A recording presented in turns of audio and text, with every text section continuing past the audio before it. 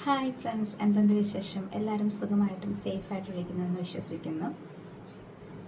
ഇന്ന് നമുക്കൊരു കഥ കേൾക്കാം. നമ്മുടെ സമൂഹത്തിലേക്ക് നാം ഒന്ന് കണ്ണോടിക്കുകയാണെങ്കിൽ നമ്മുടെ പലരുടെയും വലിയ വിഷമങ്ങളുടെ പിന്നിലുള്ള വലിയ റീസൺ ചെറിയൊരു പ്രോബ്ലം ആയിരിക്കും. അതെ, അതിന് കാരണം എന്താണെന്ന് നാം അന്വേഷിക്കുകയാണെങ്കിൽ നമ്മുടെ സമൂഹത്തിൽ രണ്ട് തരത്തിലുള്ള ആളുകളാണുള്ളത്. ഒന്ന് ഓപ്പൺ മൈൻഡഡ് ആയിട്ടുള്ള ആളുകൾ, വിശാല മനസ്സുള്ളവർ. രണ്ട് നാരോ മൈൻഡഡ് ആയിട്ടുള്ള ആളുകൾ, ഇടുങ്ങിയ മനസ്സുള്ളവർ.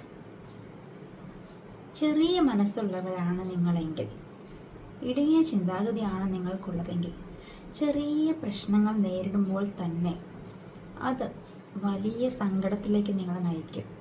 ജീവിതത്തിൽ മുഴുവൻ അത് വളരെ കയ്പേറിയ ഒരു അനുഭവമായിരിക്കും തോന്നുക. അതേ സമയത്ത് വലിയ മനസ്സുള്ളവരാണ് അല്ലെങ്കിൽ വിശാല മനസ്സുള്ളവരാണ് നിങ്ങളെങ്കിൽ വലിയ പ്രശ്നങ്ങൾ നേരിട്ടാൽ പോലും ഒരു കുലുക്കവും നിങ്ങൾക്കുണ്ടാകില്ല.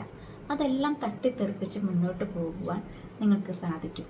അങ്ങനെ ആ വലിയ പ്രശ്നത്തിന് നിങ്ങളുടെ ജീവിതത്തിൽ യാതൊരു ഇടവുമില്ലാത്തതുപോലെ നിങ്ങൾക്കത് ഓവർകം ചെയ്യാൻ സാധിക്കും. സോ നമുക്കിന്നൊരു കഥ കേൾക്കാം. ആദ്യമായിട്ടാണ് ഈ ചാനൽ കാണുന്നതെങ്കിൽ ദയവായി സബ്സ്ക്രൈബ് ചെയ്യാനും ഷെയർ ചെയ്യാനും ലൈക്ക് ചെയ്യാനും കമൻറ്റ് ചെയ്യാനും മറക്കരുത്. ഒരിടത്ത് റയാൻ എന്ന പേരുള്ള ഒരു ചെറുപ്പക്കാരൻ ഉണ്ടായിരുന്നു. അദ്ദേഹം തൻ്റെ ജീവിതത്തെക്കുറിച്ച് വളരെ നിരാശനായിരുന്നു. ഒന്നും നടക്കുന്നില്ല. എന്ത് ചെയ്യാൻ ശ്രമിച്ചാൽ പോലും ചുറ്റുപാടിൽ നിന്നുമുള്ള സമ്മർദ്ദം മൂലം അത് കണ്ടിന്യൂ ചെയ്യാൻ പറ്റാത്തൊരവസ്ഥ. എന്തിന് തുടക്കമിട്ടാലും പരാജയം, എപ്പോഴും നിരാശ, ഒരു പ്രതീക്ഷയില്ല, ഒരു പ്രത്യാശയില്ല. അങ്ങനെ നിരാശനായി ഈ ചെറുപ്പക്കാരൻ മുന്നോട്ട് പോവുകയാണ്. അദ്ദേഹത്തിൻ്റെ ഫാമിലിയിൽ നിന്നുള്ള പ്രഷർ, ഫ്യൂച്ചറിനെ കുറിച്ചുള്ള പേടി, ജോലിയില്ലാത്ത അവസ്ഥ, ഇതെല്ലാം തന്നെ അലട്ടിക്കൊണ്ടിരുന്നു. അങ്ങനെ ഈ ചെറുപ്പക്കാരൻ അന്ന് വൈകുന്നേരം തൻ്റെ തൊട്ടടുത്തുള്ള ഒരു കഫേയിൽ ഒരു കോഫി കുടിക്കാനായിട്ട് പോവുകയാണ്. അങ്ങനെ ആ കഫേയിൽ ഒരു മൂലയ്ക്ക് റയാൻ കോഫിയും കുടിച്ച് അങ്ങനെ ടെൻഷൻ അടിച്ച് പല കാര്യങ്ങൾ ചിന്തിച്ച് ഇങ്ങനെ ഇരിക്കുകയാണ്. അദ്ദേഹത്തിൻ്റെ തൊട്ടടുത്ത സീറ്റിൽ 3 പ്രായമുള്ള ആളുകൾ ചില കാര്യങ്ങൾ ഡിസ്കസ് ചെയ്തുകൊണ്ടിരിക്കുകയാണ്. അവർ അത്യാവശ്യം സൗണ്ടിലാണ് സംസാരിക്കുന്നത്. എന്നാലും റയാൻ അതൊന്നും മൈൻഡ് ചെയ്യുന്നില്ല. അയാൾ തൻ്റെ ഉള്ളിലുള്ള ആ ഭയം, ഫ്യൂച്ചറിനെ കുറിച്ചുള്ള ഭയം, തൻ്റെ ഫാമിലിയിൽ നിന്നുള്ള പ്രഷർ, ഇതൊക്കെയും അദ്ദേഹത്തെ അലട്ടിക്കൊണ്ടിരിക്കുകയാണ്. 3 പേരിൽ ഒരു മുതിർന്ന വ്യക്തി മറ്റുള്ളവരോടായിട്ട് പറഞ്ഞു, നിങ്ങൾ കേട്ടായിരുന്നോ, നമ്മുടെ ആ കുന്നിൻ ചെരുവിലുള്ള ഒരു വീട്ടിൽ ഒരു പ്രായമുള്ളൊരു ആൾ താമസിക്കുന്നുണ്ട്. അദ്ദേഹം കാണുമ്പോൾ സാധാ ഒരു വ്യക്തിയായിട്ട് തോന്നും, പക്ഷെ അദ്ദേഹത്തിന് നന്നായിട്ട് കാര്യങ്ങളെക്കുറിച്ച് അറിവുണ്ട്. അദ്ദേഹത്തിന് നല്ല അറിവും ജ്ഞാനവുമുണ്ട്.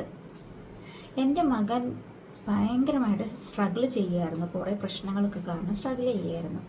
അവൻ ആ അപ്പച്ചൻ്റെ അടുത്ത് ചെന്ന് സംസാരിച്ച് കഴിഞ്ഞപ്പോൾ അവൻ വളരെ ഫ്രീ ആയി.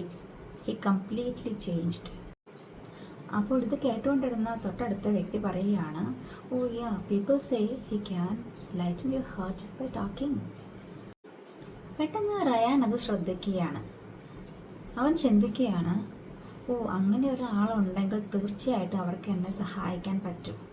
എൻ്റെ ജീവിതം മുങ്ങി താന്നുകൊണ്ടിരിക്കുകയാണ്. എങ്ങനെയെങ്കിലും അദ്ദേഹത്തെ കണ്ടൊന്ന് സംസാരിക്കാൻ സാധിക്കുകയായിരുന്നെങ്കിൽ. അങ്ങനെ അന്നേരം റയാൻ അവിടെ നിന്നും നേരെ ഈ കുന്നിൻ ചെരുവിലുള്ള വീട്ടിലോട്ട് യാത്ര ചെയ്യുകയാണ്.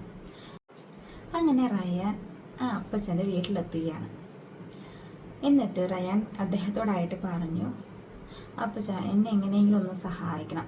എൻ്റെ ജീവിതത്തിൽ നിറയെ പ്രശ്നങ്ങളാണ്, ഒരു പ്രതീക്ഷയുമില്ല, എന്നും നിരാശ, എന്നും പ്രശ്നങ്ങളാണ്, ഒരു കാര്യം മുന്നോട്ട് പോകുന്നില്ല, എന്ത് ചെയ്യാൻ ശ്രമിച്ചാലും പരാജയമാണ്. മാത്രമല്ല ചുറ്റുപാടും ഒരു മനുഷ്യനെ പ്രോത്സാഹിപ്പിക്കാനോ ആരും ഒന്ന് സപ്പോർട്ട് ചെയ്യാനോ ഒന്ന് മനസ്സിലാക്കാനോ ഒന്ന് കേൾക്കാൻ പോലും ആരുമില്ല.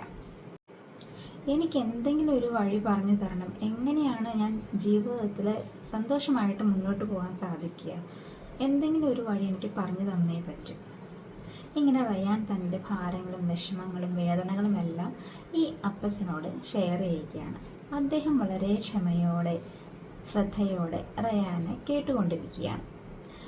എന്നിട്ട് ഒന്നും മിണ്ടാതെ പിതാവ് വീടിൻ്റെ ഉള്ളിലേക്ക് കയറിപ്പോയി. റയാൻ പെട്ടെന്ന് കൺഫ്യൂസ്ഡായി. എന്താ ഒന്നും മിണ്ടാതെ പോയി കളഞ്ഞേ? അങ്ങനെ റയാൻ എന്നാലും വെയിറ്റ് ചെയ്യുകയാണ്. കുറച്ച് നേരം ഒന്ന് വെയിറ്റ് ചെയ്ത് നോക്കാം. റയാൻ വെയിറ്റ് ചെയ്ത് ഫ്യൂ മിനിറ്റ്സ് കഴിഞ്ഞപ്പോഴേക്കും അപ്പച്ചൻ ഒരു കയ്യിലൊരു ബൗളിൽ നിറയെ ഉപ്പും മറ്റേ കയ്യിലൊരു ഗ്ലാസ്സിൽ വെള്ളവുമായിട്ട് പുറത്തേക്ക് വന്നു. എന്നിട്ട് റയാനോട് പറഞ്ഞു, ഒരു കയ്യിൽ അല്പം ഉപ്പ് എടുത്തിട്ട് ഈ ഗ്ലാസ്സിലെ വെള്ളത്തിൽ മിക്സ് ചെയ്യാൻ പറഞ്ഞു. റയാൻ ഒന്നും മനസ്സിലായില്ല, എന്നാൽ തന്നെയും ആ പിതാവ് പറഞ്ഞതുപോലെ അനുസരിച്ചു. ഈ ഗ്ലാസ്സിലെ വെള്ളത്തിലേക്ക് ഒരു കയ്യിൽ ഉപ്പെടുത്തിട്ട് ഇട്ട് മിക്സ് ചെയ്തു.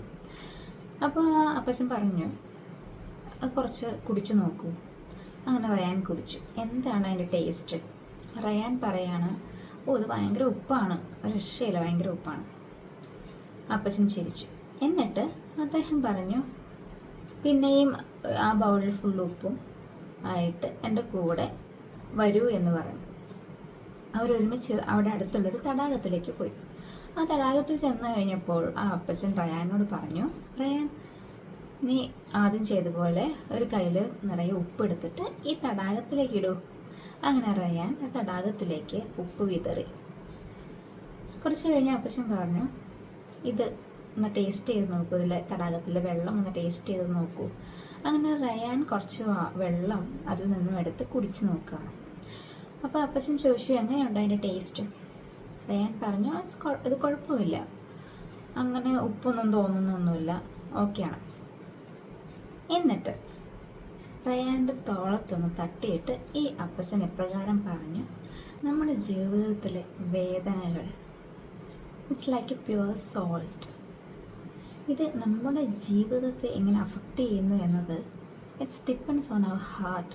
അത് ബിഗ് ആണോ സ്മോൾ ആണോ, നമ്മൾ മനസ്സ് ഇടുങ്ങിയ ചിന്താഗതിയുള്ളവരാണോ വിശാല മനസ്കരാണോ എന്നുള്ളതിനനുസരിച്ചിരിക്കും. അതുകൊണ്ട് ജീവിതത്തിൽ പ്രശ്നങ്ങൾ നേരിടുമ്പോൾ ഇടുങ്ങിയ ചിന്തയോടെ പ്രശ്നത്തെ നോക്കിക്കണ്ട് ജീവിതം കയ്പാക്കി തീർക്കാതെ വിശാല മനസ്സോടെ പ്രശ്നത്തെ നോക്കിക്കണ്ട് നമ്മുടെ ജീവിതം തകർക്കാത്ത വിധത്തിൽ അതിനെ ഫേസ് ചെയ്യാൻ, ഓവർകം ചെയ്യാൻ നിങ്ങൾക്ക് സാധിക്കട്ടെ. ഒരിക്കലും ജീവിതത്തെക്കുറിച്ച് പരാതിയുള്ളവരായി തീരാതെ സന്തോഷത്തോടെ ക്ഷമയോടെ ജീവിതം ആസ്വദിച്ച് മുന്നോട്ട് പോകാൻ നമുക്ക് സാധിക്കട്ടെ. God bless you.